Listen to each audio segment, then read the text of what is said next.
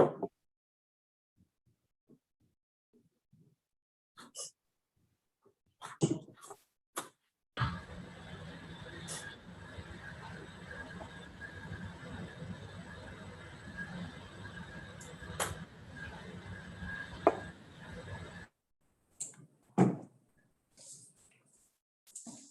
very good morning to you all from the Bahrain Chamber, and thank you for joining us today in this webinar titled Labor and Decent Work Challenges in the Context of COVID-19, with a concentration on the hospitality and tourism sector. This webinar is organized jointly by the Bahrain Chamber of Commerce and Industry and the International Labour Organization.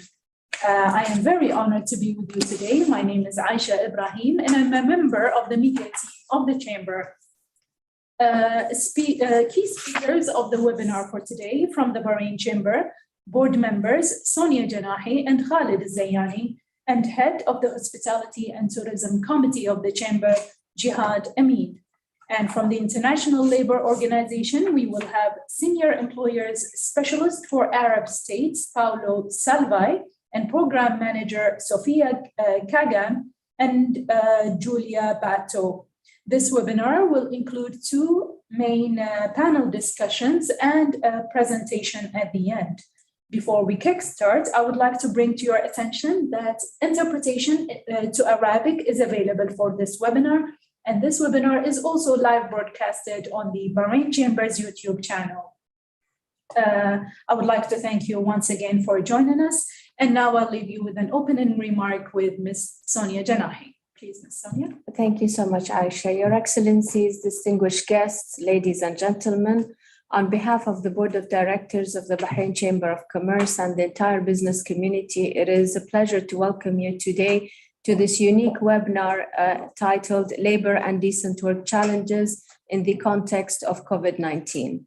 The COVID-19 pandemic has had considerable toll on the hospitality and tourism sector across the world, and Bahrain is no exception.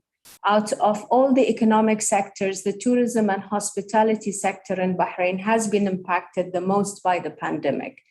As concerns surrounding the pandemic linger, it is crucial to have sound strategies to move forward with recovery. As such, I take this opportunity to welcome you to this unique webinar in collaboration with the ILO office, where we will discuss how to ensure smooth recovery through the necessary precautions and how these deliberations will affect the workforce of this sector. Our distinguished guests, the combination of lockdown protocols and increased border controls around the world has led to 98% decline in the international tourists globally in May 2020, according to the UN World Tourism Organization. To put that into perspective, a fall of 300 million tourists worldwide and a loss of more than $320 billion in international tourism revenue, making it more than 3 times larger than the loss of the global economic crisis in 2009. The World Travel and Tourism Council had warned that the COVID-19 pandemic could lead to a cut of 50 million jobs worldwide in the hospitality industry. Meanwhile, international air travel demand in 2020 was down by 75.6%, according to the International Air Transport Association, making it the worst year in the history of air travel. In order to focus on recovery, it is vital that we involve experts in the sector and use their advice and knowledge to supplement a strategy towards recovery that places its prime focus on protecting the organization, the employees, and the customers alike. Our distinguished guests, in closing, I would like to re-emphasize that the Bahrain Chamber is working in conjunction with the government to reshape the economy and to support the recovery of all sectors as we need to move beyond the pandemic. I would also like to reiterate our thanks and appreciation for the support of everybody that is joining today on this webinar, and I hope that this will be a very interesting and useful webinar. Thank you so much.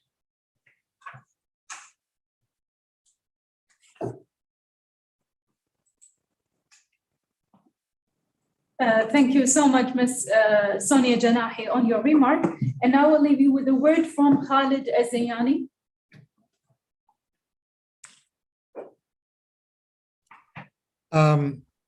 Ladies and gentlemen, I am delighted and pleased to be with you today, wearing two hats, one of the Chamber of Commerce and the other one of Bahrain British Business Forum. Both of us are concerned and aware of the difficulties that are being faced by the tourist industry in this part of the world and all over the world, in fact. Airlines are unstable, hotel travel, everything is frozen. And unfortunately, this has reflected very badly on the industry. I think my colleague Sonia has given you a very comprehensive statement in which all the facts and figures were exposed. Today, we have many members of the forum attending this seminar, and they would like to express their views, and they are welcome to speak their mind if they like. And we hope that out of this seminar, we will be producing some great recommendations to our governments, to our community, to the industry, to improve the situation for everybody. Thank you for participating, and I look forward to a very active seminar. Thank you.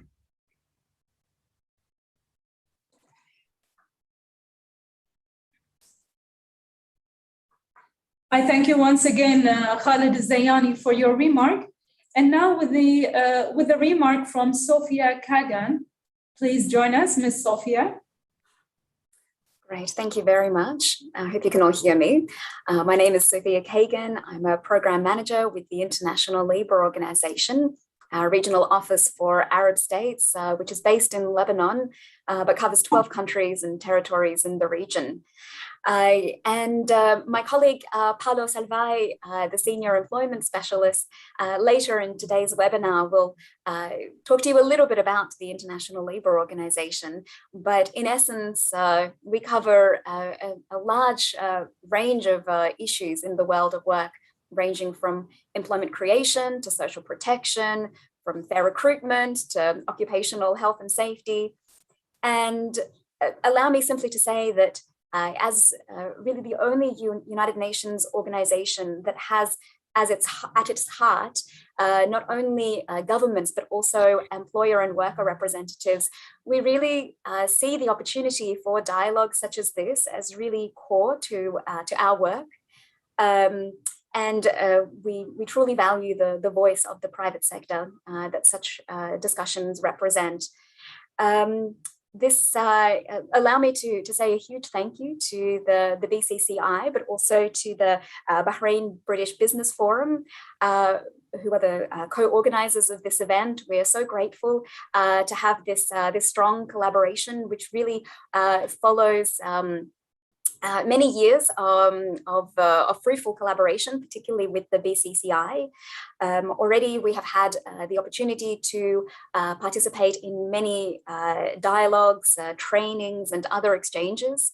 But I think that this dialogue is rather unique in the sense that we're really going down to the sectoral level to do a deep dive into some of the issues that are affecting the hospitality sector specifically. In the past, some of you may be familiar with work that we have or training that we have organized specifically with the construction sector. And in other countries in the region, we have also had the opportunity to connect with companies in the hospitality sector, in the garment sector. And so I think this kind of sectoral exchange can really lead to a deeper dialogue and more practical suggestions and recommendations, exactly as Chairman Zayani has mentioned. I mean, I will not, I cannot do more justice to the enormous challenges that the industry faces than to repeat what Mrs. Sonia Janahi mentioned in her opening remarks. I think that even before the pandemic, the situation of the hospitality sector globally was rather challenging. This is, after all, a sector that employs a large and very diverse workforce, ranging from low-wage workers who are often subcontracted as cleaners, security guards, ranging all the way up to highly skilled managers and events coordinators. But globally and in the region, we have seen key labor challenges that are emerging, including in the context of ensuring wage protection, particularly for workers at the bottom of complex supply chains, as well as issues including skill shortages, fair recruitment challenges. And these are all issues that COVID-19 has greatly exacerbated. So once again, I look forward to a very sort of practical and honest discussion. As Chairman Khalid Al-Zayani has mentioned, I think that it's a wonderful opportunity to also hear, of course, from government representatives from a range of government authorities. So thank you to all of the moderators and speakers, and of course to you, the participants, for joining.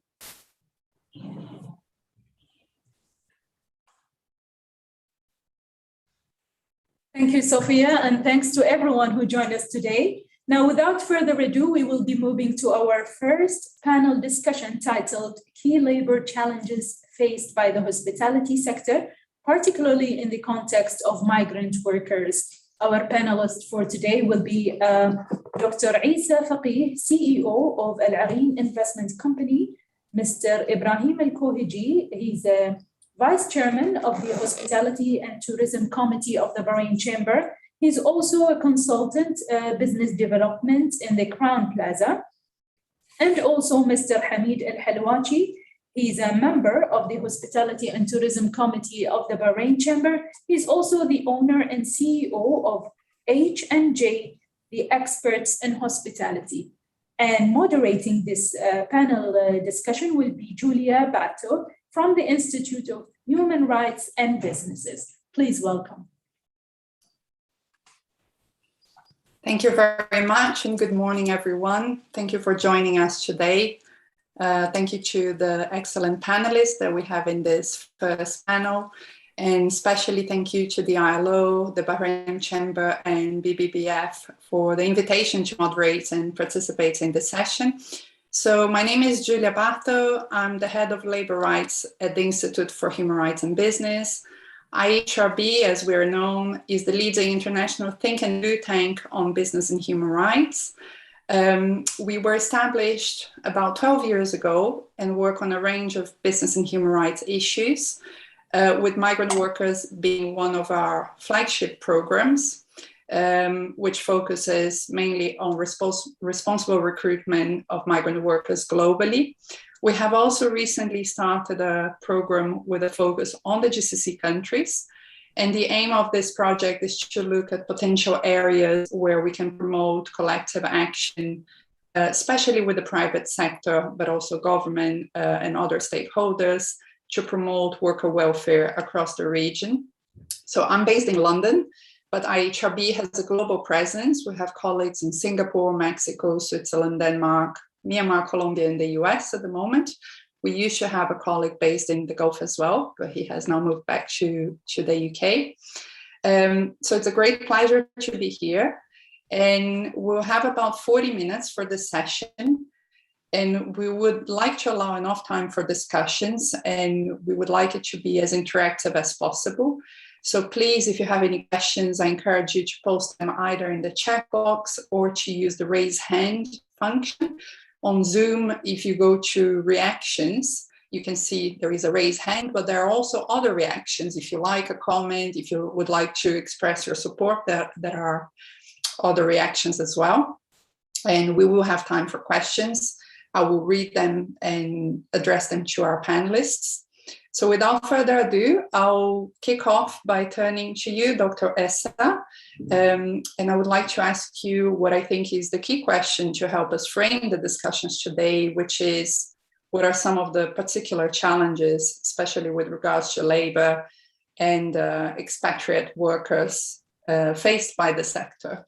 So your reflections on that, please. Thank you.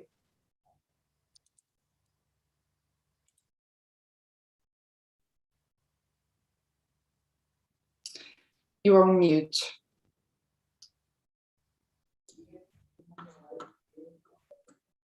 Can you hear me now? Yes, thank you. Good morning. Sabah al-khair again. I think it's a very good seminar to discuss the challenges facing the industry, because this is something largely actually we discussed in the past, and we are still discussing, and especially with the pandemic. We have seen many challenges actually popping up without being prepared for it, or nobody can predict actually what's happening today or future. We have seen all this, and then I think it's a good experience that we can put some solutions for it, and can put some suggestions that will help the industry, which is really, we see the hospitality industry and the tourism is really growing. And almost weekly, you will see restaurants, new restaurants, you will see new hotels, on a yearly basis, at least 5 to 10 hotels coming up. And there are more actually coming in the industry, although still we are in the COVID situation. Now, the key challenges that I want to discuss is the tourism industry actually represents, or it attracts, about 80% of the expatriate workers in Bahrain. And out of that, we have between 18 to 20% is the local workforce, or we can call them the national workforce in the industry. In the past used to be higher than this, but then the industry started losing a lot of national workforce, which I think this is also another issue that we need to address, and we need to put some solution for it. The workforce actually expatriate, or we call them the expatriate workforce, they play a significant role in the hospitality and tourism industry. You cannot live without them, because you know the number of Bahrainis trained, skillful, they are very limited. This is the issue that I've discussed earlier. And getting also a skillful workforce from abroad is also very difficult, very challenging. It takes a lot of time, it takes a lot of effort to bring them here.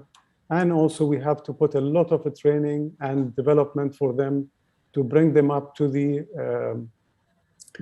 standard required for the star rating of the hotels, for example, 5-star, 4 stars, or lower than this. And it is it's vital to make sure that they satisfy the percentage of, say, 80% or 90% of guest satisfaction. So to go to that level, you need really to train them. You need to spend a lot on these people.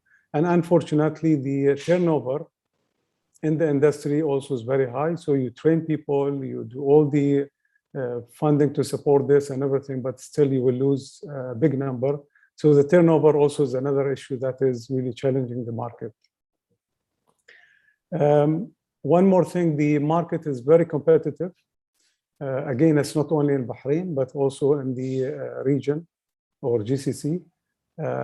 Also the location or the destination is very attractive for them. So they always follow the destination. Let's say, for example, a lot of people goes to Dubai, or they started going to Doha because of the World Cup is coming in 2022. So we are losing still a lot of good, skillful employees to the neighbor countries. Shortage of workers. This is another issue and challenge that we need to discuss. Although you know that we have a lot of trainings, effort has been made, but still the industry, it's taking more of the skillful workers. Bahrain does have the shortage actually of the Bahraini workers.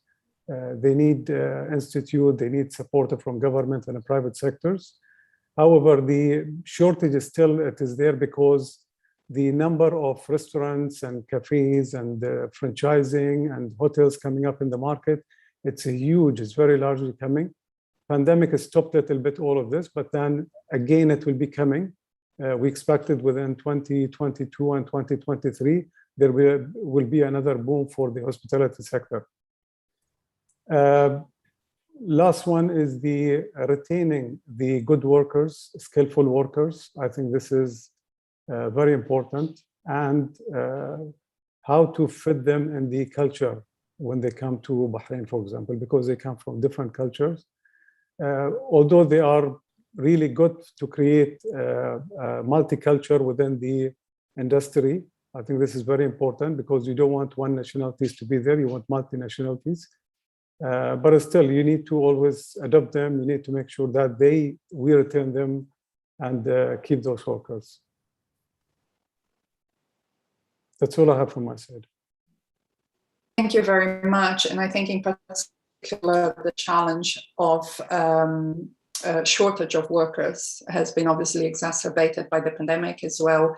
And I'll turn to you, Mr. Ibrahim, and would like to hear your reflections on precisely how the pandemic has exacerbated these issues pointed out by Dr. Essa. We know that the pandemic has been devastating for hospitality and tourism globally, not just in the region or in Bahrain. But yes, your reflections on how these problems have been exacerbated by the pandemic and how to recover from that in a way. Thank you. Thank you very much, all. This is the worst ever we have experienced in the hospitality industry, which is the travel and tourism. Being with in the hospitality for more than 40 years, I think I cannot recall that we have come across such a catastrophic experience. Most of the businesses in Bahrain, we're talking about hotels and restaurants, lost their workforce more than 50% during the pandemic, for a simple reason. You have no income, and you have very hardly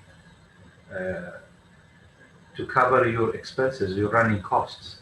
And one of the running costs is obviously the salaries of the employees. So people who left the job, they experienced something else. Now to bring them back to the industry, they kind of resistant because job security was not there during the 2 years past. Then they enjoyed something new where they experienced another job, which is like something to defer from their actual job being in the hospitality. So for them to come back to the hospitality, it's we tried with so many employees who has left us. They said, no, thank you very much. We are happy where we are now. We have found another job, but doing something different than what we were doing. Secondly, traveling from abroad, coming back after going on vacation, it was, most of the labor force comes from, let's say, Asia, and those fall in the red zone or the red zone countries. So to come back was very difficult. And they could not wait longer as well while they were on a long holiday or without pay holidays. They decided just to change their profession and work something else because they have families to feed, they need to have income. So couldn't come back to Bahrain, that was an issue. And staying without an income, it's the biggest issue. So now we're trying as much as possible, and most of the hospitality, hotels, restaurants, finding very difficult to get them employees back into this industry. And if so, they are still available, they demand for a better salary, obviously. And here you have no choice. Either you have to take them by higher salary than what they were, or you be out of business because you don't have people to serve the purpose. So um, again, we don't have a training school in Bahrain to where we used to have enough bank of people uh, to be graduated to come into this industry.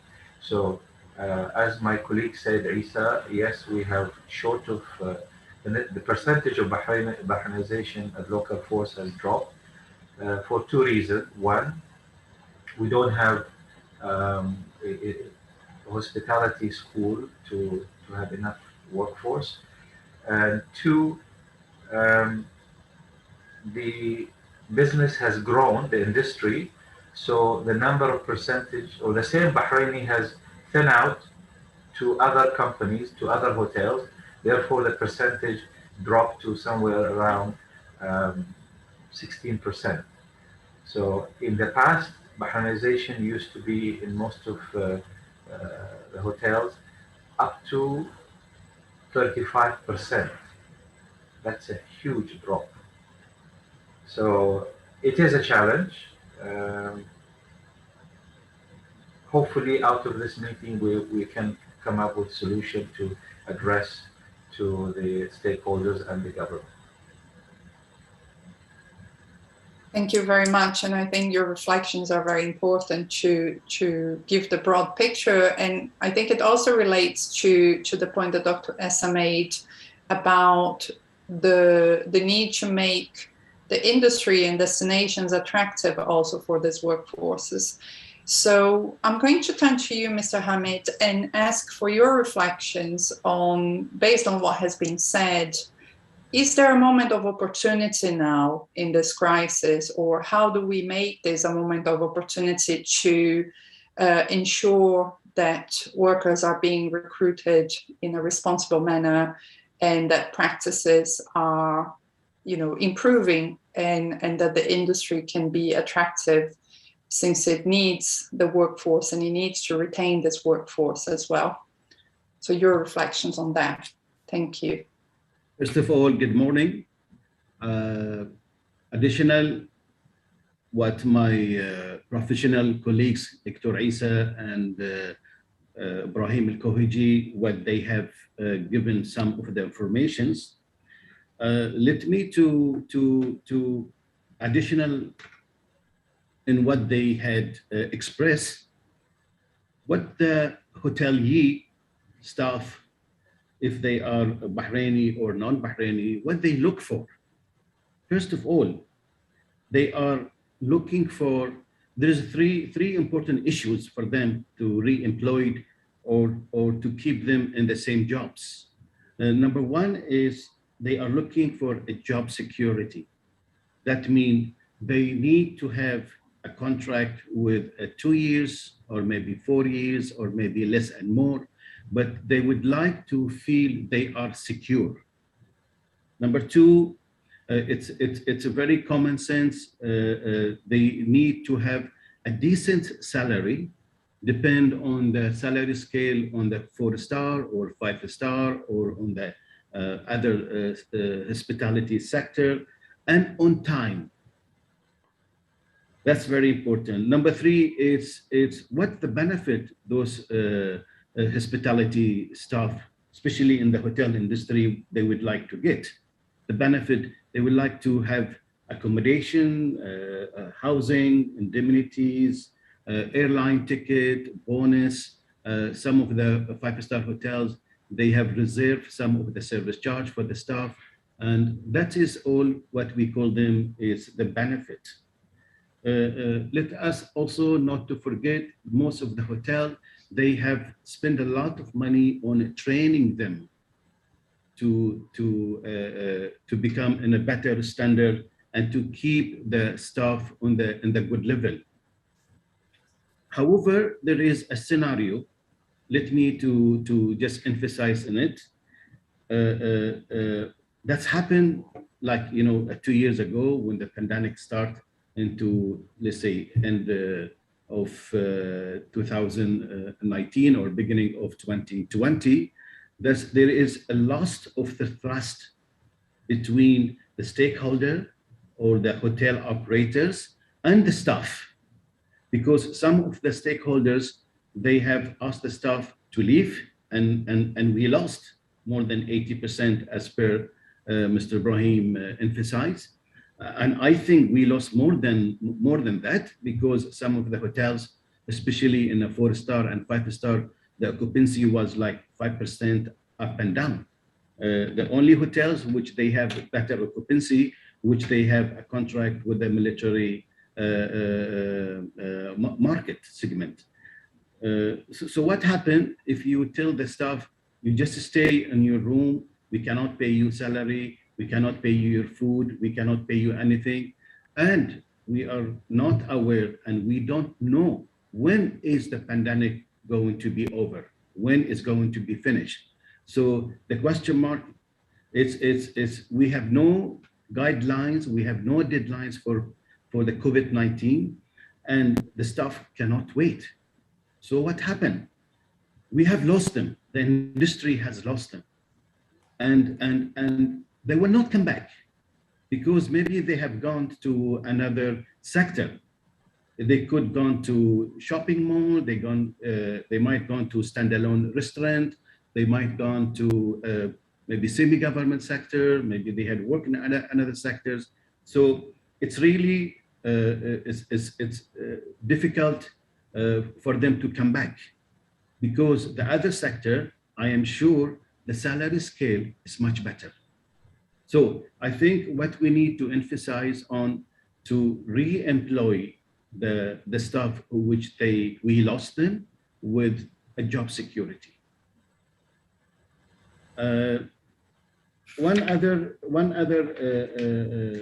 issue, it's the occupancy in a 4-star and 5-star hotels has been improved.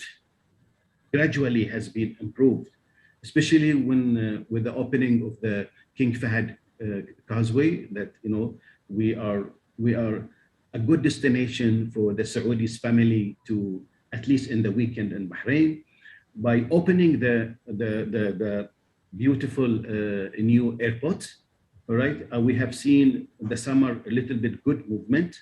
So occupancy and the airline, if they move, everything it will move. And I have noticed also in the 4-star and the 5-star hotels, they have gradually, they are employing staff, but depend on the requirement, depend on the revenue. They will not bring the staff to before pandemic. Maybe they don't require, because now the occupancy, it's really very low, and the average room, it's very low as well. So every hotel management, they will see the ratio between the revenue and how many staff they are required. But at least there is a movement now.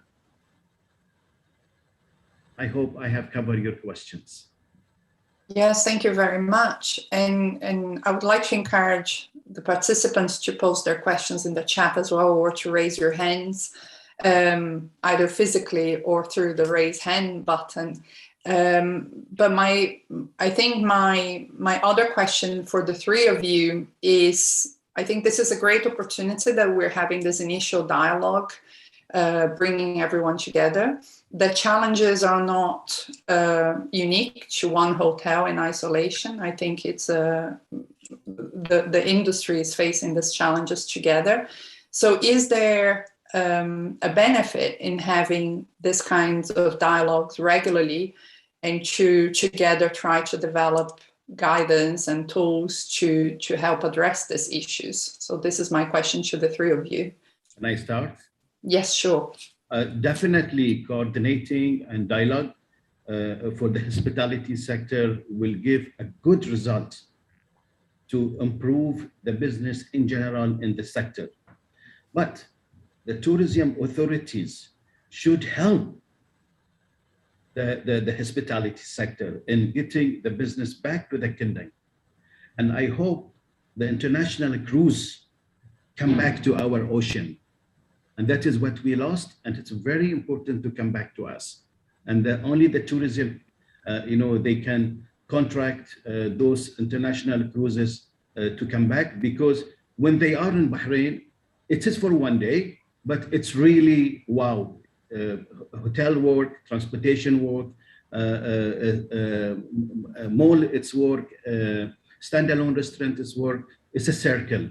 So everybody is working. So I think the tourism, they should have a little bit thinking or different direction. Okay, now they have to think how to bring business to Bahrain, not only a procedure and a procedure and a procedure. Now the whole Bahrain, they are very well known about the procedure of COVID-19. And there is a procedure. You don't adhere to it, you'll be punished. So that's well known. But I think the tourism, I repeat again, they should concentrate on how to get the business back to Bahrain. If they are back, if business back, okay, recruitment is back. So we have solved your problems. Thank you. Mr. Penn, I think it's the right time, and it's just right on time that we have this meeting together, because we need to really move forward and put in action on how to overcome these problems and set a guideline for the recruitment, and the right recruitment through the right agencies, and having the right people to the industry back.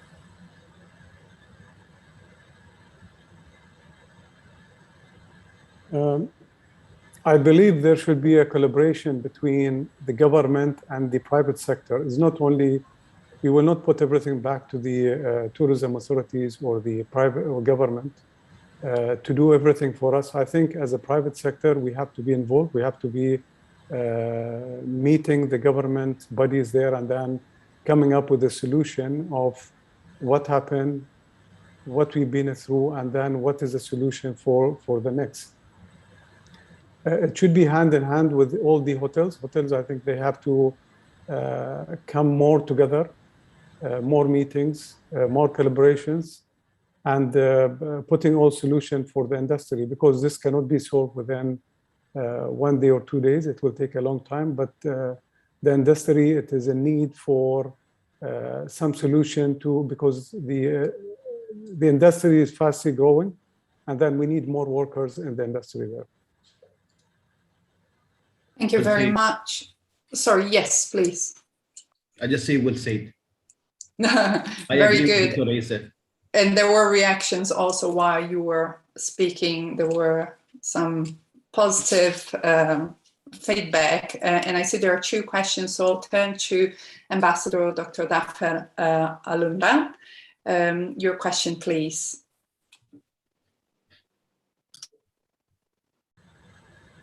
Thank you, my dear. First of all, I appreciate all what my friends has just mentioned today. I think they have a big point. I know how sad this sad stories and sad situation we are in. I'm looking at it from the human perspective, from the human side. I know that it's really important to go back for business in tourism, but I still feel, don't feel offended, because it's only my feeling, that it is a little bit still early to discuss this, to do something about this issue, because, if we have a travelers, and I love to go to London and back every time. If I have to put on my mask for 7.5 hours to reach there, I will suffocate before I reach London. The aeroplanes system does not help, because COVID circles around in the system, in the breathing system. So anybody who's sitting in the plane, if he likes it or he doesn't like it, is going to catch it. Why should I really venture? It's really, traveling has become annoying, really annoying during the COVID. Technology is not catching up. Doctors, they say, put on your mask and that's it, you're safe. It's not true. I can put mask number 1, I can put mask number 2, and still it is not working.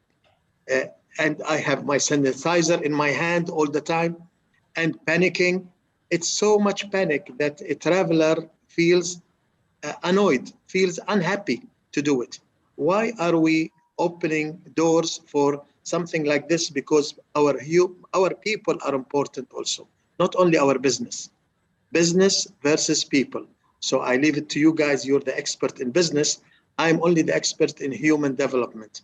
Thank you. Can I answer this? Yes, sure, please. Okay. Traveling, of course, we are talking here about Bahrain. We are talking about what's happening in the hotel industry and the tourism industry here. Traveling is another thing. There's a travel ban, there's a travel restriction, there's a travel regulations that people have to follow that will leave it for the IATA or for the international airlines to figure it out. As for us, actually, we look after the human being. I think it's very important for us, as Dr. Wafir Al-Amran mentioned, the well-being of the employees and the guests who are staying with us, I think very important. We've been actually working very closely with our people to help them as a mental health, because beginning when the crisis started in Bahrain, restriction started in 17th of March, 2020. And the travel bans and the closure of the causeway, and then all the borders was closed. Here was actually, we have to play a big role into the mental health of our employees and our guests who still was believing in us and staying with us. We have actually assigned a nurse, we have assigned a specialist. I'm talking about our experience now in Al Areem Palace and Spa and the Los Paradise of Delmon Water Park. So we have taken steps to make sure that we are very close to our people, we are very close to our guests. We consider their safety, which is very important, number one. We made sure that their housing, it is disinfected, all the sanitizer, whatever requirement, the basic need that they need to live at least until the pandemic is off, this has been taken care of. We provided all the basic needs for the employees and workers to make sure that we support them as much as we can. Yes, we lost some. I will not say no, because some of them, they wanted to continue with the situation. And then what we have done, and instead of losing our employees, we have offered, we get together and then we offer them a 50% the salary cut and support for that, which has been accepted by everybody. And then we did not lose a big number of employees. We have returned as much as we can. We lost almost around 10% only of the total workforce. As for the Bahrainis, we received a good support actually from the government, and that they stayed. Thank you. And there is another question from Dr. Abdel Gadeh. Would you like to ask your question?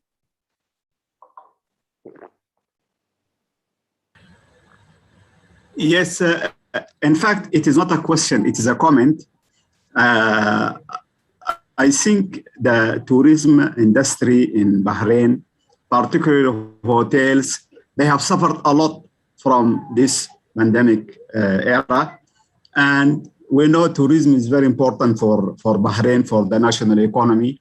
And what I would like to say, as a lawyer, I believe that the hotels and tourism sector, they have dealt with the issue with the employees, working with them in very human way and in very, very good way that accepts to help others. I really comment what they have done, and I believe they have done something very good, irrespective of the support from the government for Bahrainis. They have helped almost most of the people working with them. They have dealt with them in a very human way, irrespective of the losses they have suffered. And I think we have to thank them for this. And I believe it is very important from the government side to help them so that they pick up again due to their importance for the economy in the country and the importance of tourism in general for Bahrain. Thank you very much. Thank you, Doctor. Thank you. And would anyone like to reflect on that? Yeah, Yes. I think what Doctor said is very specific, and I thank him for that because he is very active in the market and follows what's happening. The good thing is that international operators, the international company operators in Bahrain, or not in Bahrain, around the world, they have a very stiff standard looking after their employees. We have been having a lot of dialogues with our corporate offices, and we have been translating their messages to our employees. Our employees were very close to us, but unfortunately, I mean, some or the majority couldn't sustain being paid half or being not paid to stay, so they had to make the last final decision and change their whether it is profession or going back home and finding something else. Thank you, Doctor, for your comment. It's very good. May I add? Yes, please. Yes. Please, I was going to turn to you. All right. We are suffering in the industry a major obstacle was international travel due to the non-standardization of vaccination rules and regulations. For example, rules on vaccination in Germany are different to that in France, to England. And so we have to have two visors in Germany. In Bahrain, we started with the Chinese vaccination. We had two vaccinations, and then we had also a third visor, and that is still unacceptable in Germany, while at the same time it is acceptable in France. So we get a Schengen from France, but we can't enter with that Schengen into Germany. I can go to Greece. I can't go to England. England I can, but I can't enter into Germany. What's the use of the union within Europe if they don't coordinate their policies? I'll tell you a funny story. My son, who wanted to go to England, rather than spend 10 days in the apartment before he is released onto the streets of London, he went to Saint-Tropez in France. He laid himself on the beach there for a few days and then went to London, and he was stuck in the apartment for only 5 days. So do we have to do these tricks? Do we have to sneak through borders? There has to be a national, an EC policy onto vaccination. And this should be raised very strongly by the travel and tourism industry. Thank you. That's a very valid point, and I think it's a moment also to look at global policy and global approaches and how it affects each country individually. And I think it speaks to the need for coordinated efforts and joint dialogue among the industry. So I have a couple of questions also here in the chat. The first one from Paulo. He asks whether labor turnover was an issue for the hospitality and tourism industry in Bahrain, even before the COVID crisis. Would anyone like to answer that? Yeah, I think the turnover is, in general, is very high, whether it is COVID or without COVID, it is very high. COVID was, we know, because it was specifically because of the situation happened, pandemic, and it's beyond anybody's control. However, before that, we used to have also a very high turnover. It is difficult to keep the employee rate or the turnover rate low because of the fast-growing industry. It's, when I say fast-growing, it's not only number of hotels, but also the restaurants, cafes, franchising, there's other opportunity coming even within Bahrain. And you cannot force any employees to stay with you. This is against the law. And you cannot also, all what you have to do is you have to improve his benefit. You have to take care of him, give him some more incentive maybe to stay. But yes, the turnover is very high in general. So perhaps also something for the industry to reflect on together is ways of addressing this issue, since it seems to be systemic and not just a result of the pandemic. And maybe the pandemic can provide an opportunity also to find alternatives to addressing that. So there are a couple of comments again in the chat. One, it's a reflection saying that some of the staff, not all staff, had their salary paid on time. Some staff were fired, particularly in five-star hotels. I think this is an issue not just in Bahrain. We see this in other countries in the region, but also globally. IHRB works with the hotel industry and other industries globally, and I think the pandemic has affected different workers differently. So that's the first point. I don't know if any of you want to reflect on. And a question from Sophia. Some countries globally, wage support by governments were provided to both nationals and expats. And do you think this would have reduced the number of workers leaving? And is it something that could be considered for the future and in future crises? The unpaid on time or paid on time, I think government is tackling this issue. They have, I think there's a law coming or already in a place that will start, I think, January from next year, that all the payment has to be done through the bank account that will be monitored by the government. I think that's a solution to know exactly who's defaulting and who's not defaulting. On the other hand, where it says the employees, to keep employees, a number of employees and all this, I think the way we work today will be totally different. We actually reduce number of employees that usually required, because in the past we need a lot of, let's say, for example, I give you the hotel operators.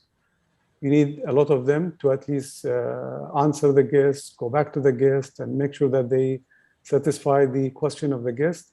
However, today we have came up with different solutions to reduce the number of hotel operators and give the more responsibility to the butlers within the hotel to satisfy the guest need and to look after the guest personally, and instead of calling and trying to find somebody else, which is really reduces the number of workers within the industry also. And I think the technology of AI, that will definitely take over the hotel operator job. It will take some other job as well in the hotels. And use of technology, I think it will boost and help the reduction of number of employees required. Just if can I make one comment here, please? Thank you, Mr. Ibrahim.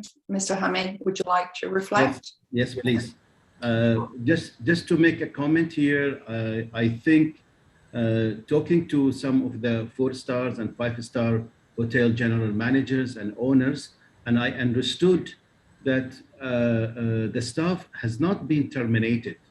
There was an understanding between the both party to either to leave the property with a goodwill, and they have taken all the rights, salary, indemnities, whatever they deserve, and by understanding. It's not by terminating or by force. That is not happen especially in a 4- and 5-star hotels. That is what I believe.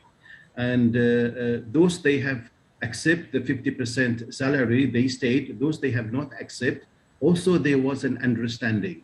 So there was is a win-win situation for the both party to leave on on a goodwill, on the in the happiness way.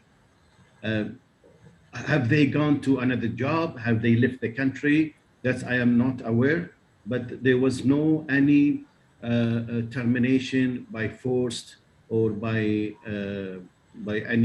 power. It's just by understanding between the both party.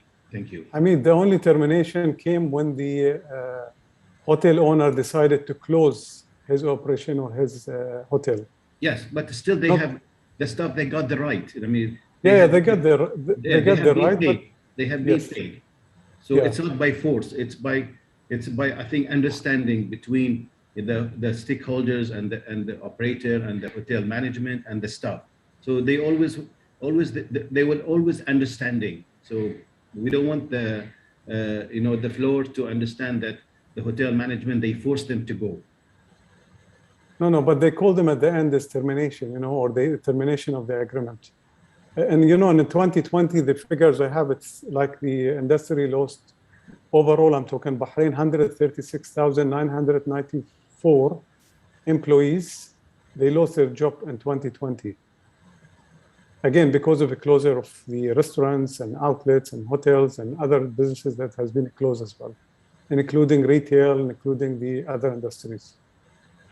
I think I understand. One thing is good that we've been working very closely with the Ministry of Labor, that any decision has been taken that we don't harm the employees, they get all their rights. Yes. And the advice from the Ministry of Labor always been very well accepted, and we took them as our partner in taking such decision. One thing else I just want to add, the good thing was for the employees that they worked as a multitasking. There was an option. Okay, you want to stay working, we will pay you, but you will work as a multitasking, because today you might be in the reception, tomorrow you might be helping somewhere in accounts. So one thing was good for the employees, they learned something new every day. And now the decision in their hand to say, okay, I will leave my current position, let me join this department, finding it that I understand how it works. So that multitasking has helped a lot of people to make a decision whether to stay or change their profession. I think that was a great thing in most of the international hotels were experienced. Thank you very much to the panelists. We are out of time for this session. It's been very informative, and I think this final point is the perfect hook for the next session, which will look at the responses from government as well. And just a final point for me, I think, in terms of turnover, one thing IHRB learned working with the industry also in other locations is that the turnover can be very damaging for the industry, but when we improve conditions, and I think it speaks to the point that Mr. Ibrahim was making now, some of the skills are also transferred. So I think if the industry is working together in Bahrain, there are benefits to looking at solutions together also. This will benefit all, and even if workers move across roles or properties, at least there is some knowledge and skills transfer as well. So thank you very much, and I'll hand it over to you, Sophia, for the next session. Thank you. One last comment. Yes, sure, please. One thing is good with most international hotels, they have an employment bank. So any position is required in any property and within the chain, they post. So you as an employee can have the access and look at that opportunity. If it fits your ability or your job skill, then you can apply, so that we avoid the third party going through some channel where the employees have to pay, under the table, and to get employed, you need to pay so much. So there were a lot of employees went into debt. So one thing is good that we have that bank of information for employees to move around the world within the hospitality. Thank you. That's very helpful. And I'm sure Sophia will touch on direct and indirect recruitment as well, and the benefits or challenges of both. Thank you very much indeed. Thank you. Thank you. Thank you. Great.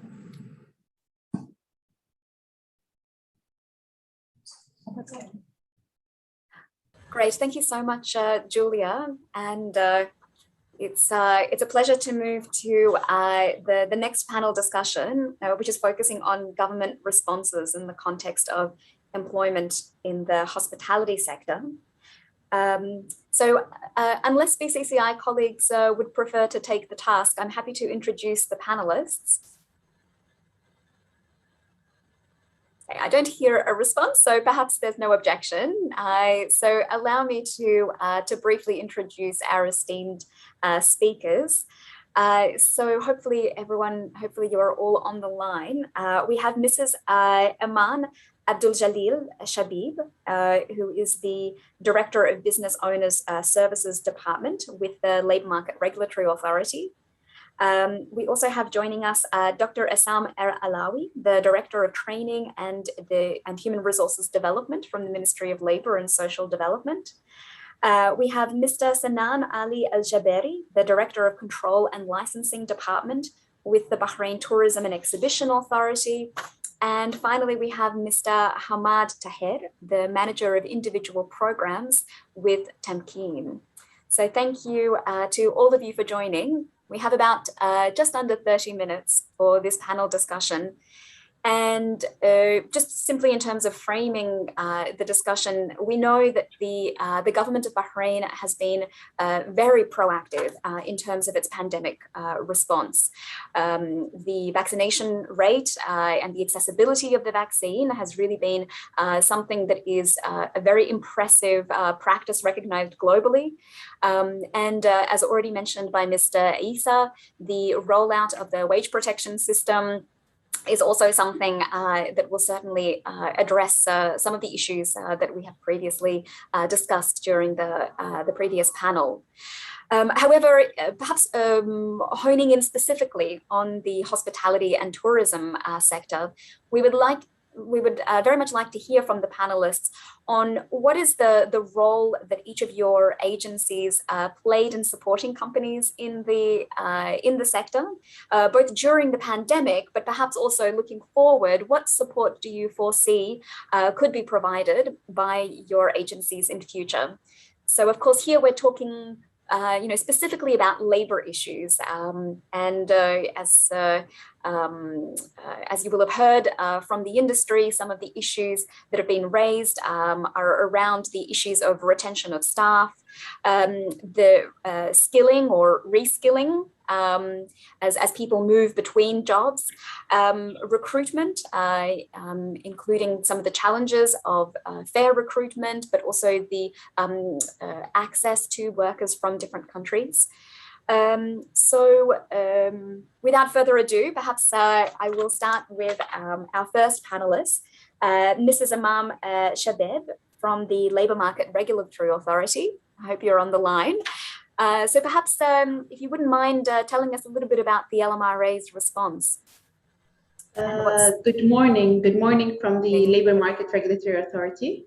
I give a hearty thanks for having us here today to discuss the potential aspects and the challenges faced by the hospitality sector. The industry itself has 50,000 employees from the expatriate population, which is this is at current date. These numbers are quite large, and cooperative actions are necessary between the government and the private sector in order to bridge the gaps of challenges which are available. The pandemic itself brought severe challenges not only to the hotel industries but to the businesses at foremast. The industries had to make a number of adjustments in the business procedures to comply with the safety and the health measures And many businesses have to put in investments in order to maintain these preventative measures to avoid the spread of the COVID during the pandemic. The Kingdom of Bahrain also initiated a number of strategies for the well-being of the labor during this period. I'll mention some of the strategies which are concerned with the labor market. Firstly, the government initiated financial support to the businesses where work permit fees were waived by the government for an exceptional period of time. This helped the businesses employ people during the pandemic without paying off the permit fees. Secondly, was the launch of the wage protection system during the COVID period, which is a system which will ensure the payment of the wages on timely basis to the employees and will work on bridging the environment that and reducing the turnovers available at the business entities. Thirdly, the Kingdom of Bahrain launched an immensity for a full year during the pandemic. This was to ensure even the people who are residing irregularly in the kingdom may correct their legal status and get employed at a company or self-sponsor themselves without payment of fees. If the financial aspect was the issue, the financial aspect was waived, and an immensity was given that these persons who are irregularly residing in the country may correct their situations. Finally, the government of Bahrain also provided financial aids to support these businesses and to pay the salaries of the national employees and also the expatriates for an exceptional period of time to support the business in their financial aspects. So up to now, this is what I have to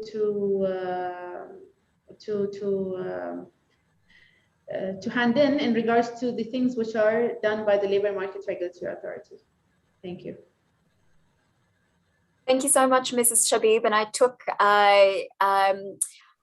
the opportunity to post in the chat some of the LMRA's materials on the wage protection system. For those that perhaps are not familiar with the rollout, there's a lot of very helpful, frequently asked questions which help to explain the system. Thank you so much. So now handing over to Dr. El Alawi from the Ministry of Labour and Social Development. Hopefully you are on the line. We would be delighted to hear from you a little bit about what the Ministry of Labour and Social Development, what role it has played during the pandemic, but also looking forward, what support do you foresee being provided to support the hospitality sector to recover? Good morning to everyone here. Sophia, good to see you again. Likewise. Right. It's, well, to be honest, I was like, I've been hearing the whole thing here happen.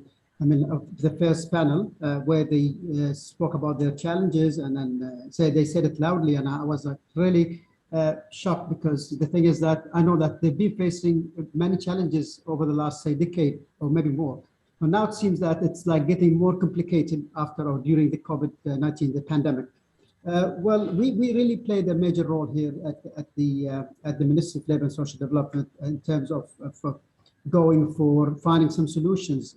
In fact, along with the leadership's directive, we at the Ministry of Labour and Social Development, we really took some measures, necessary measures, along with our strategic partners, as Iman Shabib was just saying now, LMRA and even Labour Market Tamkeen, basically just to combat the negative economic ripple effects that's happening and that's caused by the pandemic itself. And basically to protect all sectors, not only hospitality sector, but especially, I mean, I would say hospitality, because it is one of those poultry sectors that is really suffering a lot. I have some statistics to show here, but maybe I can just say it loudly here to everyone. We have some Bahrainis working so far, like about 2,900 employees, national employees. Male are representing 2,000 plus, and while the female only 800 plus. while the non-Bahrainis, they are about 23,000 employees. Male are the majority. They go like up to 20,000 plus, almost 21,000 employees. And they all represent like 5.3% of the total workforce in the labor, in the private sector. And again, this is not only hotel, this is including the restaurant as well. So maybe I disinclude others, but it seems that Iman Shabib mentioned about 50K, while I'm here telling everyone here it is about 25 or 26K. Probably the classification is a bit different. That's why she has a bit higher than the number that I have in front of me. Again, we particularly at the ministry, we put some efforts, like we were part of the 4.3 billion dinar that stimulus package authorized by His Majesty the King. So like 4.3 billion dinar just for this as packages to sort out the problems that happened during the pandemic. Allow me please to just take you through some of our noteworthy achievements. I would say some initiatives, some achievements that we are happy to announce today. And I'm sure that most of Bahrainis or most of you guys here have heard about it, and whether it was published in the newspaper or local or international. For example, wage support. We basically implemented the wage support over like 4 phases. We started during the beginning of the pandemic, like early 2020 until this moment. And we've been like doing wage support for the private sector, and especially for the national, as Dr. Isa and Abdurrahman Kouhiji mentioned. It varies, it ranges from 50% to 100% compensation. And it is like for 100,000 employees plus, I mean, this is not only for hospitality. In fact, the hospitality sector was part of this. Again, I would say like for only like more than 25 million dinars were just allocated for the hospitality and air travel sector. And that was only during the third period, the third phase, which we had between October to December 2020. So this is I'm just showing you how much the government spent to do the basically just to make sure that we are doing a good wage support for Bahrainis. And again, like more than 5,000 Bahrainis workers get benefit out of this. I mean, like of their salaries, either 50% or 100% reimbursement through their employers, the hotels.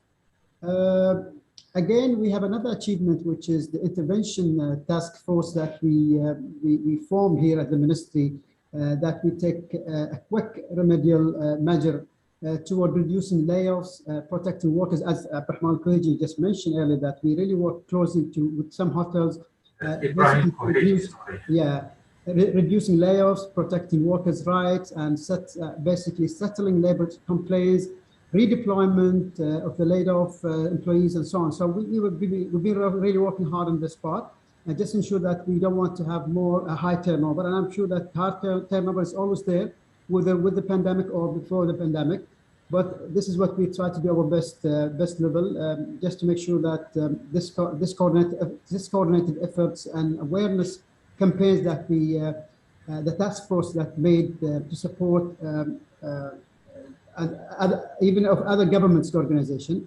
By the way, a good information or piece of information that I would like to add here, that there was sort of only 9% decrease in layoffs during the 2020 if you compare it to 2019. So just imagine during the pandemic, the peak, the 2020 year, last year, there was a decrease in layoffs with 9% if you compare it to 2019, which is the year before pandemic.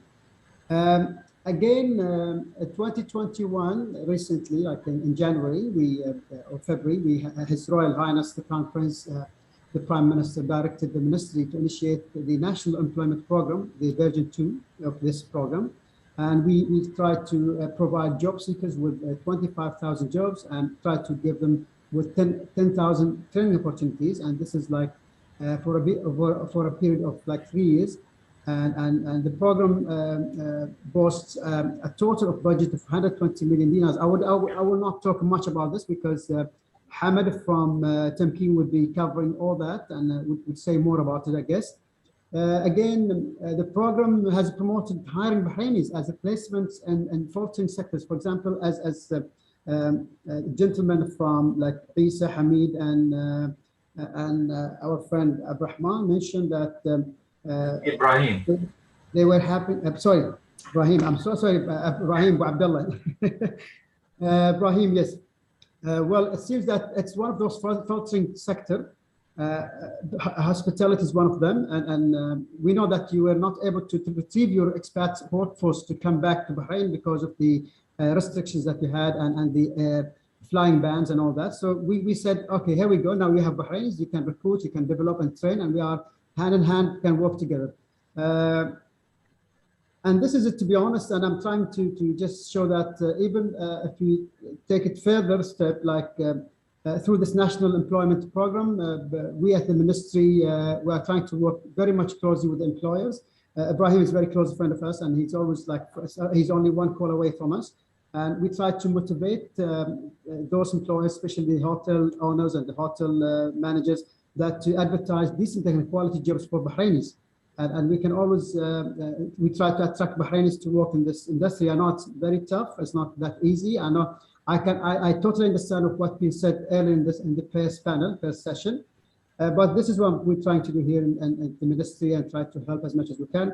One more thing here that we were like, even looking at the thorough safety inspection campaigns that we do for the hospitality and make sure that all employees are in safe hands during the pandemic, such as we want to ensure that all employees, whether they're going in and out from their workplace, they are taking daily temperature readings and implementing periodical COVID-19 testing. That's all, as Dr. Isa said, it's basically, it goes like, I mean, this is Mr. Chairman said it, and the rest, that we are very good in having going with the procedures and so on, but still we are trying our best to make sure that how to basically bring the business back for the hotel industry.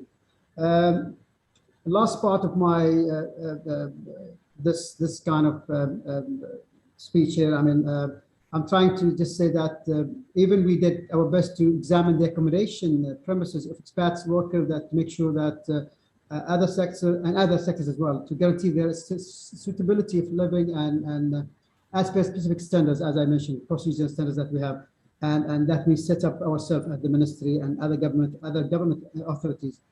In addition to promoting the necessary social distancing measures between residents to avoid widespread infection, and of course this is what we did, and along with other partners, other government entities. And this is it, to be honest, this is what we try to do over the last 2 years now during the pandemic, and try to help and to make sure that we are doing our great best level of support to the industry, to hospitality sector. Thank you. Thank you very much, Dr. Al-Alawi. And I know it's not easy to summarize in just a few minutes the support that has been provided over 2 years. So thank you so much for this multifaceted but concise presentation. We now move on to Mr. Sanan Ali Al-Jabari from the Bahrain Tourism and Exhibition Authority. You're very welcome. Well, thank you, Sophia. Good morning, everybody. Good morning, ladies and gentlemen. It gives me a pleasure to be part of this important webinar, which highlights some of the challenges that tourism and hospitality sector is facing since the beginning of this pandemic, and at the same time to give some promising news and trying to enhance a brighter future for the sector after this, let's say, chaos. My sincere thanks also to Bahrain Chamber of Commerce and Industry, BCCI, and also to International Labour Organization, ILO, and the Bahrain British Business Forum for organizing this important webinar. In Bahrain, there are over 80,000 commercially registered businesses. The majority of these commercially registered businesses are SMEs, and this is a big challenge, which defined according to our internal laws and regulations as having annual turnover of less than BD 3 million and or fewer than 100 employees. They constitute around 98% of the enterprises in Bahrain. These SMEs operate in almost every sector in the economy, from manufacturing to hospitality and tourism sector. The majority of SMEs operating in most sectors have been negatively hit by the COVID-19 pandemic, with the tourism sector being especially badly hit and comes on top of the affected sectors by this pandemic. Many of the SMEs operating in this sector depend on tourists from neighborhood countries, which fell significantly due to the severe restrictions of travel and international travel specifically. We at Bahrain Tourism and Exhibition Authority, and from the first days of the announcement of first reported cases here in Bahrain, we started our communication and consultation with our stakeholders, licensees, working in tourism and hospitality sector. Bahrain Tourism and Exhibition Authority had worked closely with the sector and their representatives from different businesses like hotels, furnished apartments, tourism apartments, travel and tour operators, DMCs, concerts and bands companies, festivals organizers, hospitality management offices, and all other tourism community members in order to work on a sheet to list all the issues faced by the tourism sector. We delivered this to the government, highlighting all these issues. The issues identified were varied between payment of loans, cash flows, staff salaries, and overheads such as rents of the properties, shops, and offices. The government responded immediately by implementing a huge fiscal stimulus whose initial value equal to 30% of the GDP to support the economy during the pandemic. Of course, tourism enterprises found this support to be critical and important for them. Some of the key elements of this fiscal stimulus were targeting hospitality sector, as I said, as one of the most affected sectors by COVID-19.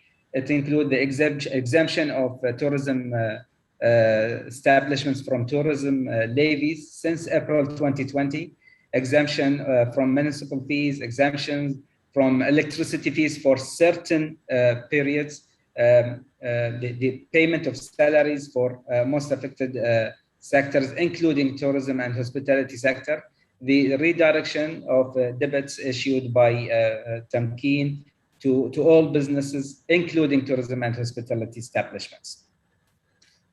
We work together closely with our stakeholders as licensees. We conducted several consultation meetings with them to highlight the struggling issues that might face, and from time to time to have kind of hotlines in order to be a coordination hub for their requirements and try to deliver it to the government and sort it out case by case. And we work closely, and we could success in majority of them and to respond positively to them with their requirements. You know, during COVID-19, there is no stability in the process of procedures. There is no stability in the business itself. So we could have those several consultations in order to work with them closely to understand their requirements during this difficult time.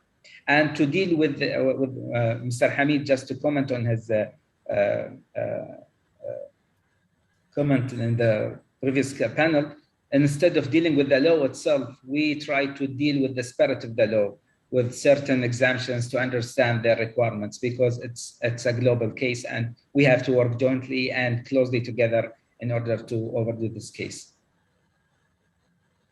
And to have, with regards the practical steps that Bahrain Tourism and Exhibition Authority is trying to ensure for decent work in this sector, including, of course, the expatriate workers. Well, in this regard, Bahrain is the pearl of Gulf. And I'm not biased when I say it because it's my country, but because all global indicators is proving this as a fact. For example, Bahrain remains the best place in the Gulf region to live and work despite the COVID-19 pandemic, according to the latest Internation's Expat Insider Survey.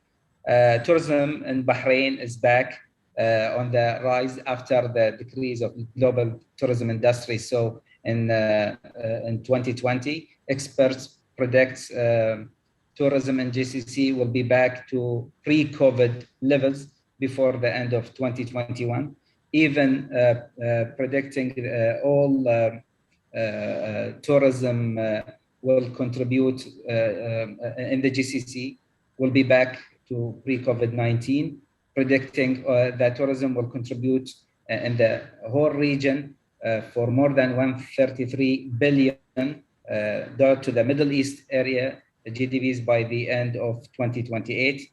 We are trying to give like a candle in this darkness. In 2020, capital investments in the MENA's tourism sector dropped to 1.6 billion US dollar, almost more than 80% decrease from 2019.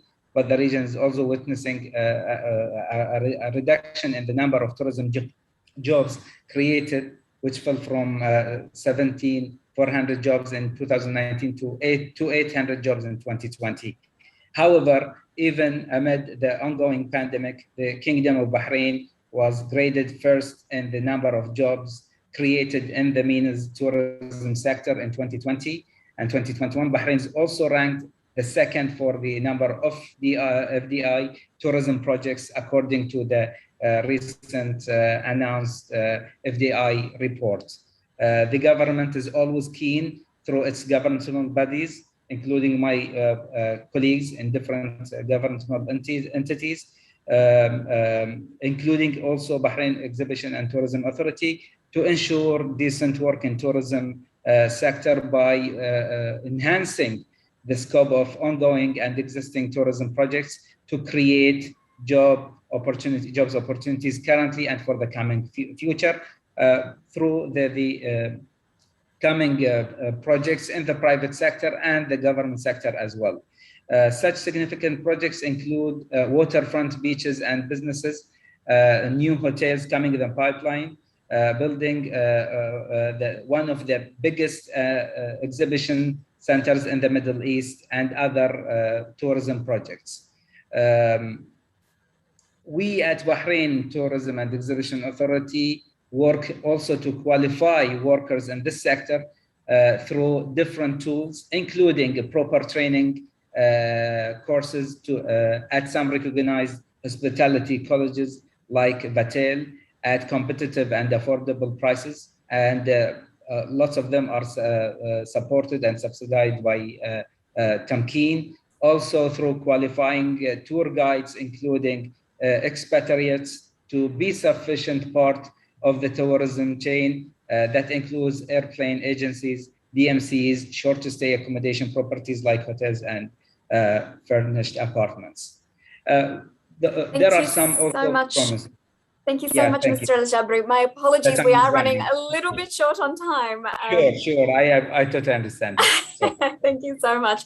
No, your presentation was wonderful, and I think you really touched on all of these, on some very critical issues. And I think just as you were speaking about the skills and training opportunities, it's a wonderful segue into our last speaker, who is Mr. Hamad Tahir from Tamkeen. So perhaps if you have no objection, Mr. Al-Jabri, we might move on to our last speaker. Definitely, sure. Thank you so much. Thank you. Great. So Mr. Tahir, over to you. Please, could you tell us just very briefly what does Tamkeen do, and specifically in the hospitality and tourism sector, what is some of the support that has been provided or you are looking forward to providing in future? All right. Hello, good morning, everyone. First of all, thank you to the Bahrain Chamber and the ILO for hosting and organizing this event. It's a pleasure to be here and to be with my colleagues from various government agencies to talk about the governmental response to the COVID pandemic. So briefly about Tamkeen. Tamkeen is an agency or funding agency that's been charged with two things mainly, which is one, supporting the private sector to become the engine of growth for the national economy.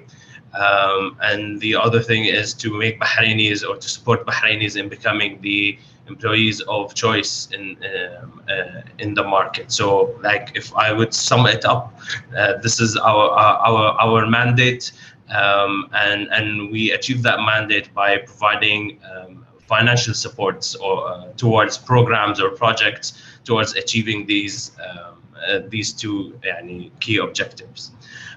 With regards to Temkeen's role as part of the response to the pandemic, and specifically for the hospitality sector and tourism sectors, Temkeen was a critical part or critical component of the government's economic stimulus package that was announced in March 2020.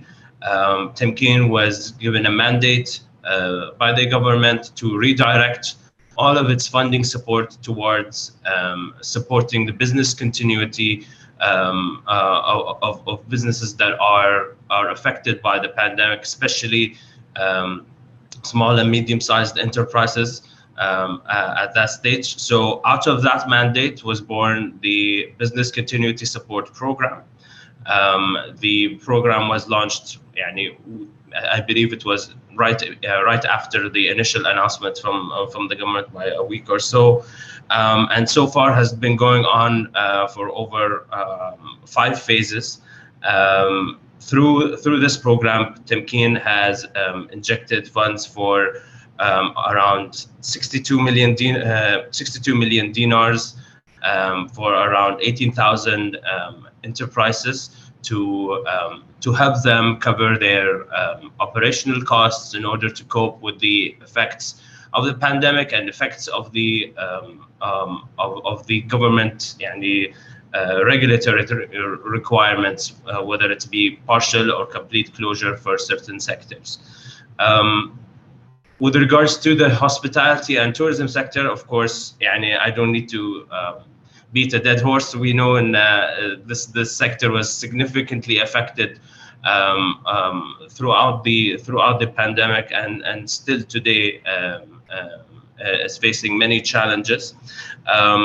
We here at Temkeen, I believe throughout the phases, different activities or different types of enterprises within the sector have been supported. So this includes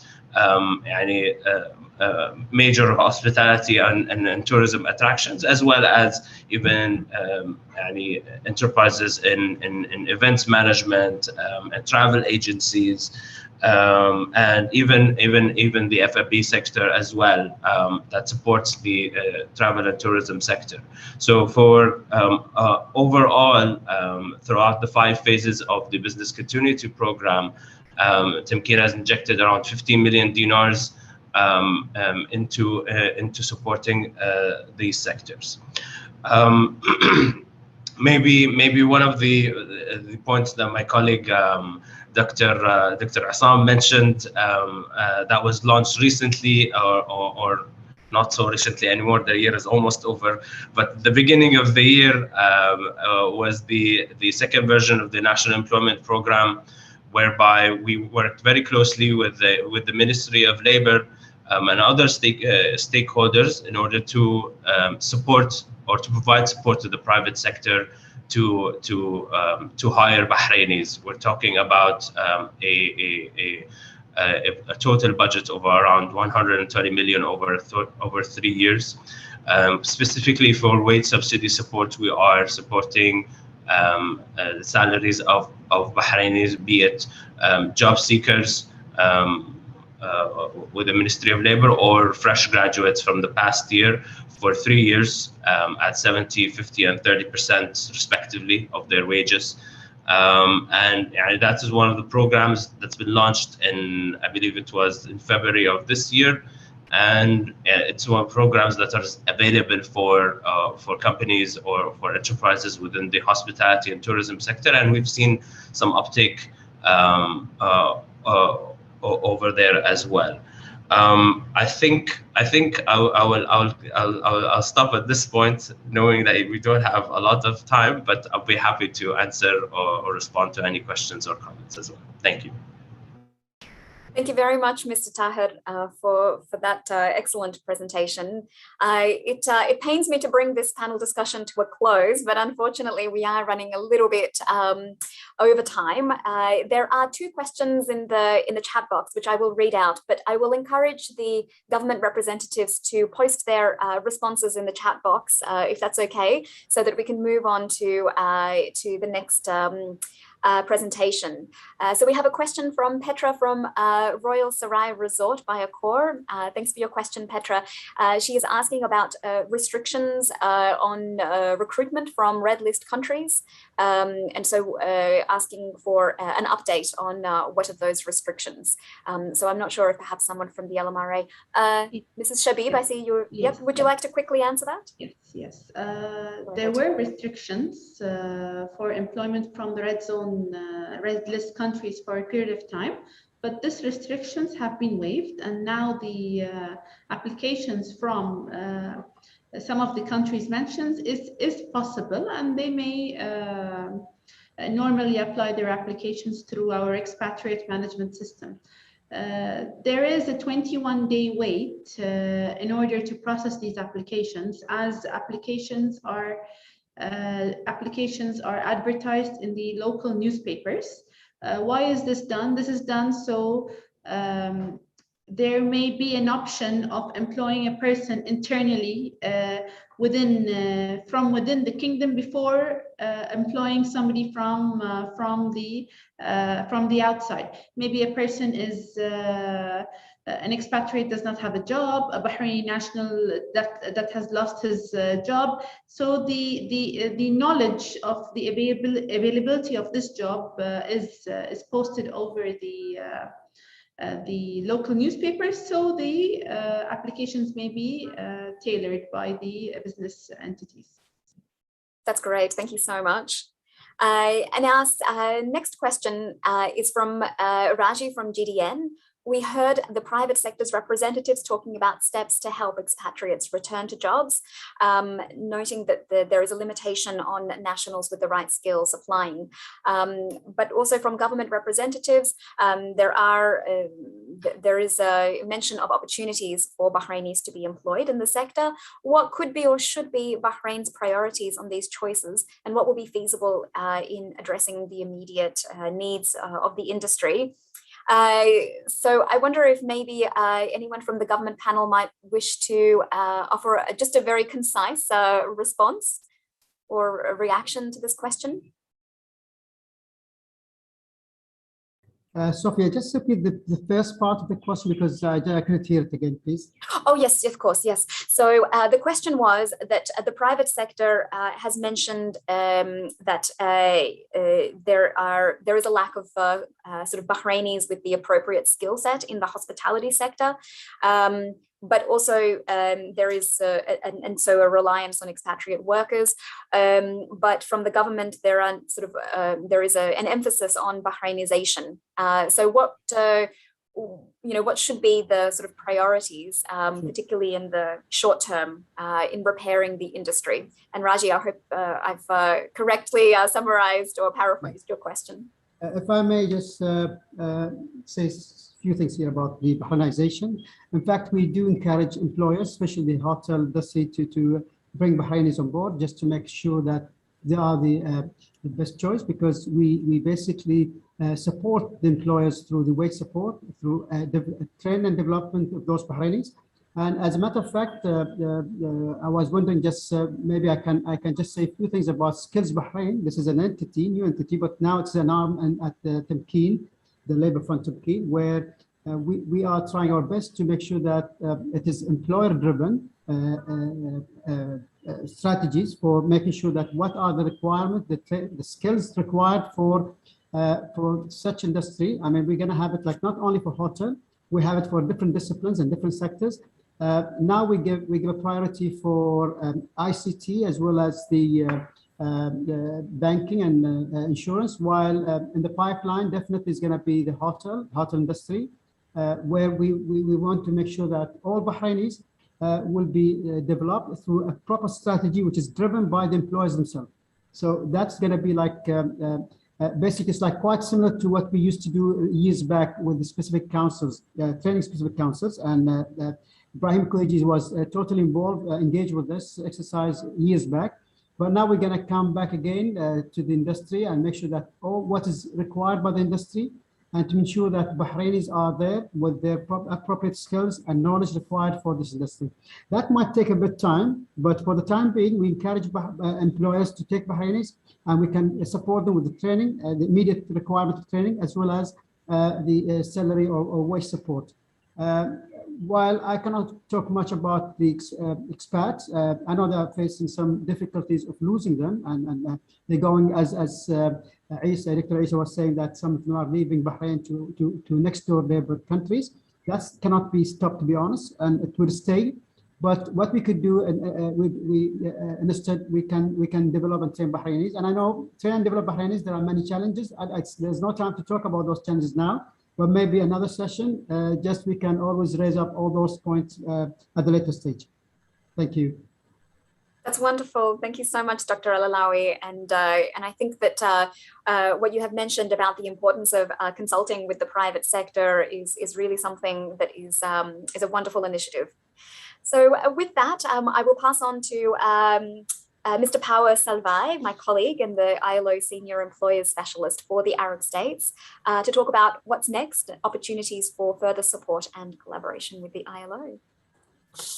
Thank you very much, Sophia. And first of all, let me thank very much once again all the national authorities and the Bahrain Chamber of Commerce for organizing this very interesting panel discussion. I think we got a number of great insights, both from the industry leaders and from the national authorities. And I see that there is still lots of appetite to continue this discussion, maybe in a further series of webinars focused on specific areas. With that, let me just share a very short presentation to explain a little bit, in case you are interested, which could be the further ILO support in these matters. Just one important, I think, element. Let me introduce myself. I've been working for the ILO for around 15 years, and I'm currently a senior employer specialist here at the regional office for the Arab States in Beirut. I work in different duty stations, including Turin, in Geneva, in Myanmar, and in Lima office. So a broad spectrum of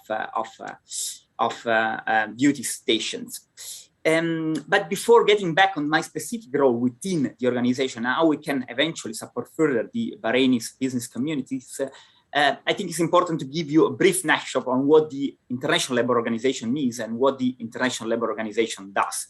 Because I learned by experience that in the UN, we give for granted too many things. We think that everyone knows the functions of the different UN agencies, and we tend to believe that we are at the center of the world, but we are not actually.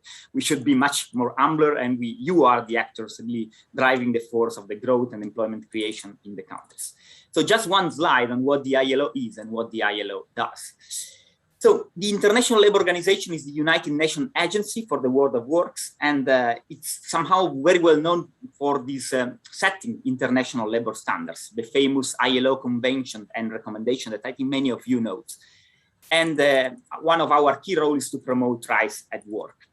One of the key features of the ILO is its unique structure, because the ILO brings together governments, employers' representatives, and workers' representatives. And this is rather unique, as all the other UN agencies only have governments in their governing boards.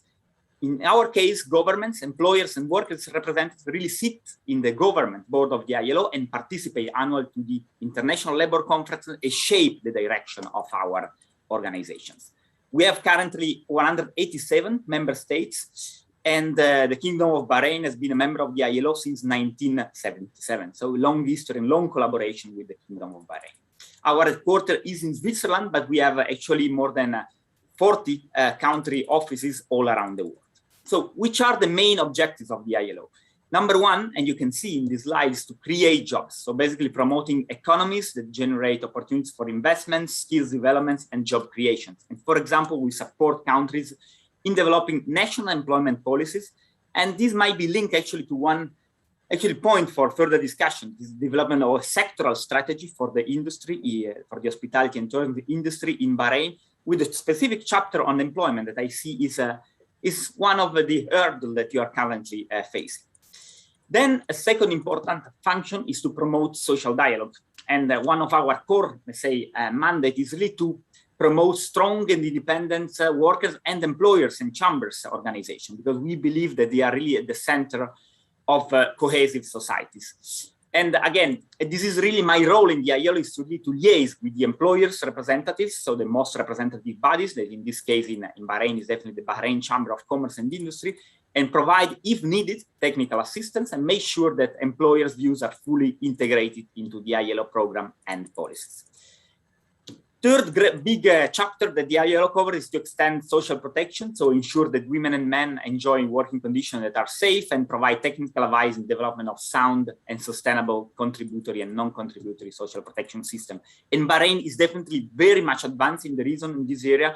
And so again, I think that you are an example, a champion in the region, and you have been invited many times also to share the how much you have been progressing over these aspects. And final important aspects to guaranteeing rights at work. So this is our fourth objective. So workers should obtain recognition and respects for their rights. So without further, let me now jump on what can we do further in this respect with the hospitality sector and tourism sector. So what can the ILO bring to the table? As we have seen, part of the ILO role is to reply to the chamber needs and support initiatives that would be beneficial for the business community. At global level, as to what concerns really the tourism and hospitality sector, in 2017, the ILO hosted a global tripartite meeting to develop guidelines on decent work and socially responsible business. The idea of convening such meeting rose from the understanding that the role of tourism in employment generation and enterprise development is often underestimated and overlooked in development policies and strategies. But now there is a more and more understanding that the tourism sector is absolutely key for for so many economies in terms of economic growth and in job creation. And this has been restated, for example, very clearly and emphasized in the 2030 Agenda for Sustainable Development, and also more recently by G20 and many other international institutions. So recognize the sector as a very fundamental for economic growth, diversification, and job creation. If you are interested, I will later on share this paper. This is a kind of guidelines at global level on the that can be maybe useful also for the Bahraini context. This slide, I think I can go very quickly because all of you have talked about this. In Bahrain, tourism and hospitality sector, before the crisis was contributed to around 7-8% of the national GDP, which is amazing. And the national authorities also gave important numbers regarding the number of employees, both nationals and expats in the sector. And actually, there is a commitment by the government to rise constantly the share of tourism and hospitality sector to reach around 11% by 2028. So there is a clear vision towards the expansion of these sectors.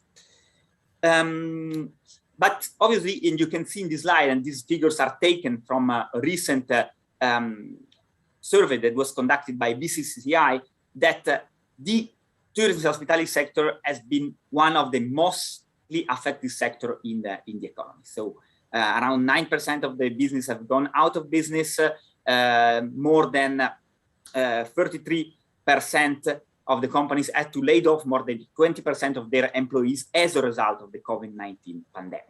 We'll not go further into this because really I think all of the panelists have provided a number of really relevant data on this aspect. But let me now jump on what the ILO can do. And there are some areas where the ILO can eventually provide some support on. And let's start with the most obvious. The ILO has been normally providing lots of technical support in the research fields. And so obviously, in collaboration with BCCI Research Department, it is a very strong department, we can, if you are interested, support technically and financially service and research to inform the work of the committees, in a BCCI and identify needed policy or regulatory reforms to make sure that the tourism sector is placed really at the center of the development strategies in Bahrain. So just to give you some concrete examples, study on skills needs anticipations. And this is something we are now starting with the BCCI for all sector, but this will be, for the time being, a one-off study. What is it? It is a survey with a representative sample of companies describing their estimated future workforce needs. This is extremely important for planning purposes and to provide data to the national authorities on recommended policies to better reply to businesses. And we have talked during this morning discussion about the need for more Bahrainis, but also more skilled expat workers coming and filling in the position in the sectors. As said, this is one off exercise with all the sector, but it might be interesting if you have, if you are interested in that, and even in collaboration with national authorities, to have regular skills needs assessment, maybe every 4 months. This will provide, for example, clear ideas on needed workforce from both a qualitative, so skills-wise, and quantitative perspective, and also give precise indication on recruitment plans for the sector. Another areas of research that we have been, supporting in different countries is the development of studies trying to find the linkages between labor productivities and worker welfares. Are better working conditions leading to improved productivities and reduced turnover? That apparently is a big issue in the hospitality sectors. On top of salary, which are the working condition elements that are most valued by the workers? And this morning, one of the panelists expressly talked about job security and expressly talked about different benefits. As a third example, in other countries, we have also supported the development of studies highlighting companies' best practices in relation to HR policies. And for example, we also did a very interesting studies on which are the winning somehow strategies to make sure that you can have a better retention rate. For example, which are the best compensation packages, how to reward loyal employees in order to make sure that the turnover rate can be reduced in the sectors. So this is something that eventually can also be explored to give precise, guidelines on which has been the most winning strategies to reduce the turnover in the sector. And finally, in terms of research, we have also been, supporting in other countries business association in running quarterly hotel and hospitality industry business sentiment surveys that again can give an indication on the future expectation in terms of business growth and employment growth in the industry. Let me now go to the next slide to talk about another type of support that you have been provided, another area of support in terms of code of conduct, HR policies, and this is really new. I had it actually during today's discussion, new sectoral strategy.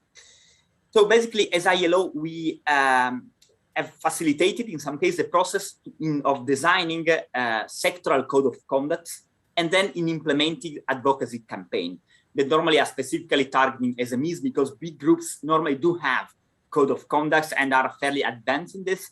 But as a sector, you might be interested in promoting the best practices and making sure that also small and medium-sized enterprises start to adopt specific code of conduct. What are code of conduct? Normally, they are principles and processes that could be implemented to promote decent work in specific workplaces or contexts. And again, they benefit normally from the expertise of practitioners to capture good industry practice and innovations. Then as ILO, we can also support, in case you are interested, the BCCI in setting out specific services. And we have done actually in other countries to coach companies in developing company code of conduct and HR policies. So from the sectoral level, you can also go down to company levels. And these are normally services that are provided directly by the chambers. So the chambers supporting companies that are interested in developing their own code of conduct at company level and or HR policies. And with HR policies, there are a broad range of HR policies from equal opportunity to non-discrimination policies, OSH policies, leave and absence policies, remuneration policies that can somehow serve the objective of the business and making sure that the workers' rights are fully guaranteed. And as a last item, and again, I just added this this morning is really to provide inputs in case you would like to develop a new sectoral strategy for the development of such a strategy. I don't think we are the best position to really facilitate the whole process, because this is normally a national process where the chambers together with national authorities are working together to shape the sectoral strategy. But you have been called upon in many cases to provide inputs on specific chapter of such sectoral strategies, especially in relation to the employment chapter of the sectoral strategies. And again, we would be delighted to take part in such exercise in case BCCI and the national authority would like to define a new sectoral strategies in the aftermath of the COVID-19 crisis. Last item that I want to, to bring to your attention that we have been working on in different countries is the development of practical tools. So as ILO, we have long experience developing tools that can be helpful for the sectors. So a few examples, we could eventually, as we did in the past in other countries, work together with you to develop a tool for hospitality sectors to make sure there is compliance with national and international labor standards. We have even gone a step forwards on the voluntary labor compliance assessment tools. So this could be self-assessment, or it could even be the establishment within the chamber of a service to provide confidential assessment to the companies on the full compliance with the national and international labor standards. Then we have experience also in developing, some checklists on how to monitor the conduct of recruitment companies to make sure that basically the recruitment companies you are relying on are fully respecting the national and international best practices. And finally, that could also be, ring the bell, especially in regards to the difficulty in retaining staff. We've been working in certain sectors in developing onboarding packages for newly recruited staff. And why that? Because there are a number of studies highlighting the importance of having a well-structured onboarding package for the newly recruited staff. This can, from one side, bring to improving the productivity of the newly recruited staff and to reduce the time of being them brought up to speed by up to 50%. Recently studies are demonstrating, and also to make sure that somehow the employees feel more confident within the industry by receiving a comprehensive package of information regarding their duties and their rights when they start their new job in the new companies. And again, how did we work in the past? Basically, we developed the tools and we gave, together with the chambers, and we gave such tools to the chambers to then train or organize events for the companies that are interested. So now I think it's time, to wrap up. And if you allow me, I would suggest that, just to have a first quick reaction on these initial proposals. And in case you are interested in engaging further with the ILO, we can just conduct a small poll, no? And this poll will be about which are the areas you would be eventually interested in collaborating further with the ILO. I think I will share the poll in the chat box, and it would be great if you can quickly reply and just give us an indication whether you are interested in working with us in some specific areas, or whether you feel that somehow the committees and also the collaboration with national authorities, by the way, is great. And I want to re-emphasize this point. It is great collaboration that has been, again, emphasized both by the private sector and the national authorities is somehow enough, and you don't need a further broker partner to bring additional inputs into the discussion. So I just invite everyone to click on the chat box and on the link, and eventually to reply so that we can have a first indication on what can be done further at our hand.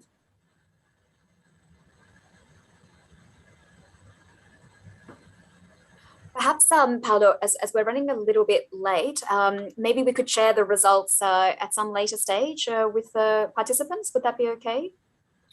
I'm just conscious that we've reached 12 o'clock. Absolutely. We could definitely share the results at the end of the webinar. And by the way, we will send somehow a subsequent email with the results, but also launching eventually the idea of forming a working groups for follow-up meetings for those people that are willing and interested to contribute further in the development or in working in some of these areas. Because I think this is would be really, I mean, we would be glad to continue the collaboration with the Bahrain Chamber, with the national authorities, and work specifically in this sector that is so important both for economic growth, diversification, and for creating job opportunities for Bahrainis and expats. So with this, thank you very much once again to all the attendees. I think the turnover was very good, and let me give back the line to our colleagues at the Bahrain Chamber.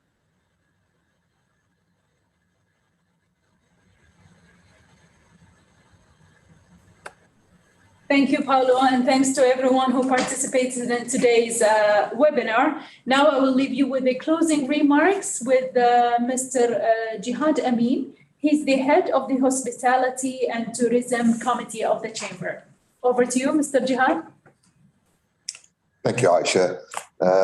It has been a pleasure sitting here and listening to all the stakeholders of the industry with very enlightening discussions,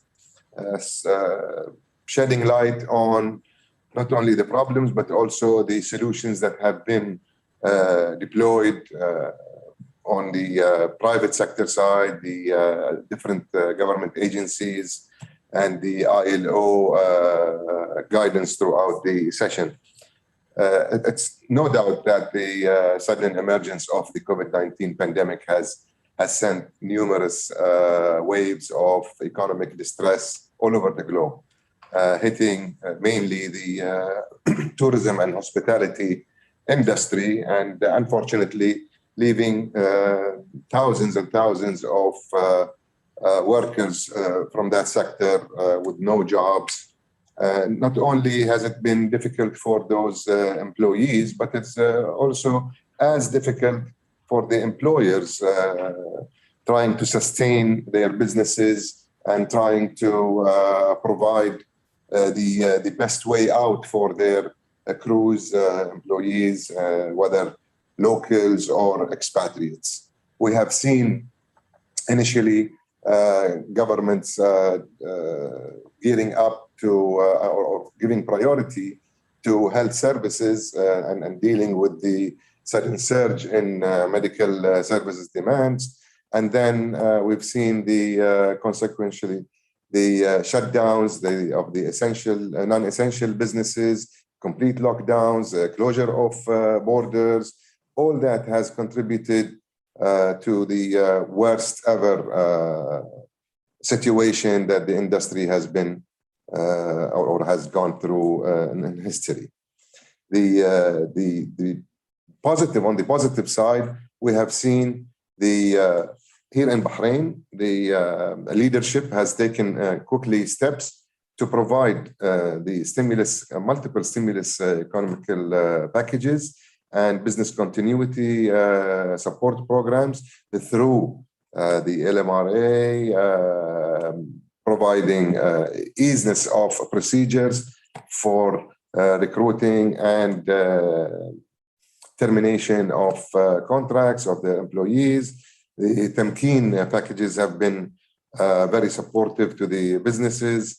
The Ministry of Labor and all the other agencies involved has given the industry some support, and the continuing growth of the business or the activities coming back in the past few months are only positive signs that we are on the right course of recovery. At this point, it is very nice to recall what Mr. Sinan Al-Jabri has mentioned. Bahrain, according to the Foreign Direct Investment Report issued lately, has ranked #1 in the Middle East and North Africa, with about $500 million of investments in the tourism industry in 2020. the worst year for the industry, putting it also at the number one of job opportunities in the industry. So those are very positive signs. Multiple projects he has also highlighted coming up in the retail, the food industry, restaurants, hotels, the exhibition center, the lately announced amphitheater that has been opened yesterday. All these provide opportunities in the industry for jobs, both for local and expats. The challenges that were discussed of the lack of resources and the training facilities. I hope that after this session we can come into a summary of opportunities where the stakeholders, the business leaders can get together and see how they can provide to establish a reliable source of training along with the ILO, improvement of their recruiting processes and guidelines. So I think this is the best time for us to continue the collaboration with the ILO as far as the chamber is concerned. We are ready at the chamber to address any inquiries that the business owners would have and support them. And I look forward for continuation of collaboration and cooperation with the ILO and the rest of the stakeholders. Thank you so much. And thank you, Sofia and Paulo, for contributing from the ILO. And I thank and all the participants. Thank you, Mr. Jihad. And I would like to take this opportunity to thank everyone who participated in today's webinar and enriched its discussion. Special thanks to our panelists and to Julia and Sophia for moderating the sessions. With this much, we wrap up today's webinar. I thank you once again on behalf of myself and the Bahrain Chamber of Commerce and Industry. And I would like to remind you that this webinar is available in the Chambers, Bahrain Chambers channel. Thank you and hope to see you in future events.